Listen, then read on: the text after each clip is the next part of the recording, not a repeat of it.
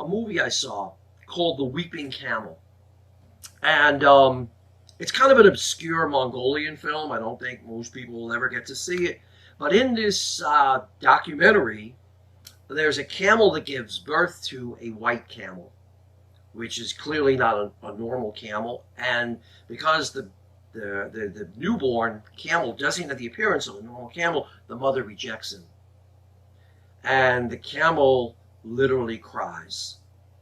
But the mother ignores him. It's the saddest thing in the world.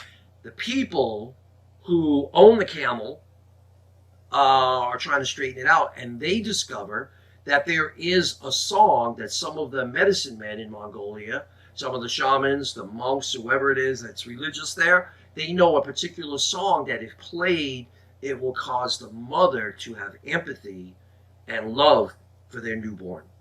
They finally track down somebody who knows the song. They come, and the documentary is you actually see them playing the song on their flute, and the mother comes back to her child and is lovingly there for them.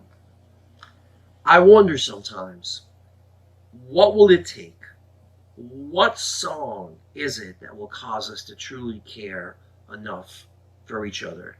What will make churches be the places of loving that they're supposed to be? What would make our schools be the places of truly nurturing of life on the level that we're supposed to be? What will make our governments, turn our world into a civilization of love? What will it take? It's a battle, but it's a battle worth fighting. I'm not a big Shakespeare fan, not at all, but there is a really cool scene in Henry V. If you get a chance to see the movie where Kenneth Branagh plays Henry V, it's pretty stirring. They're about to go up to a battle that looks like there's no way they're going to win. And the troops are grumbling. They're all like, and he walks through his camp right before the battle, and he's seeing them grumbling and hearing watching them complaining and this and that. And he finally calls all his men together. And he says, you know what? Anybody don't want to fight this battle tomorrow? Adios. Well, it's in English, so it's goodbye. We're not going to hold it against you. Usually they never do that. You can get killed for desertion. But they're like, you know what? No hard feelings. You don't want to be here? Boom.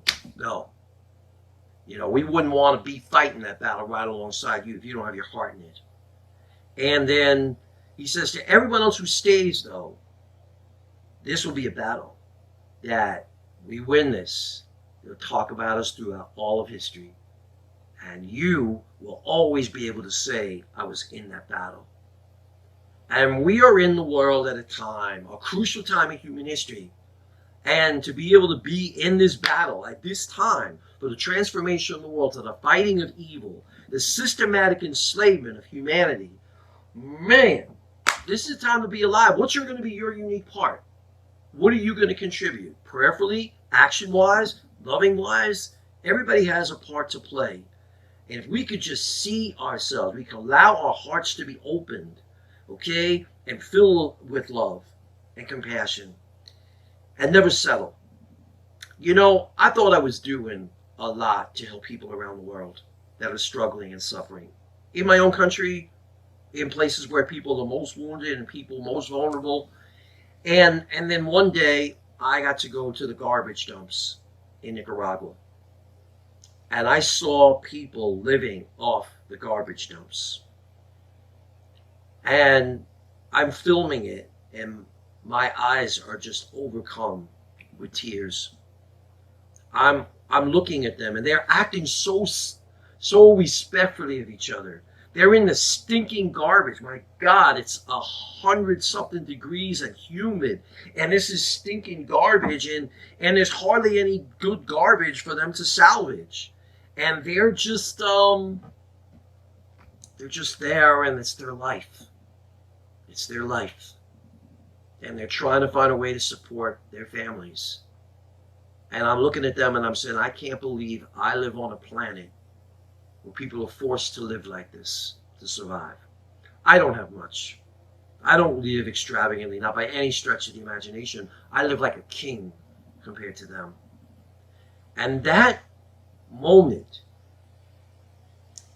moved me. First of all, it moved me to start a way of having people helping them down in Nicaragua.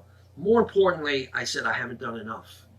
I can't settle for the fact that I have a foundation that tries to lift up some people, to help some people. I have to do more. And that experience led me to write a book called The Civilization of Love, a movement that I am hoping will catch fire in the world and transform the way we live here. It all came from that garbage dump. Allow yourself to experience the hurting side of life. Really hurting. Get your hands dirty. Be willing to meet people that make you, first of all, appreciate what you've got. And second of all, just not settle. To have a fire in your belly about the work of transforming the world. I hope that something I've said to you has stirred that up in you, because we are, like I said, in a world at a key time. Okay? Go out there. We need you. We need you. Rock the planet in the way that only you can. Okay? God bless you.